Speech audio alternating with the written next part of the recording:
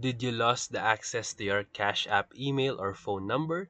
So here's how to recover your old Cash App account in 2025 without using them. So make sure to like and subscribe. Step 1. Download your Cash App and sign in with your current email or phone number, even if it's not the old one. Step 2. Tap your profile icon and then scroll down and select the support or something else button. Step 3. Select the Can't Access Old Account and follow the steps that will be shown in your screen. Step 4. Cash App will now ask for details like your full name, old number cash tag, and the linked bank account in your old account to verify your identity.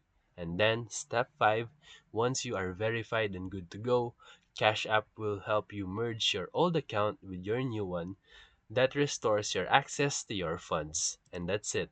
So if this video helped you, feel free to like and subscribe for more videos. Thank you for watching.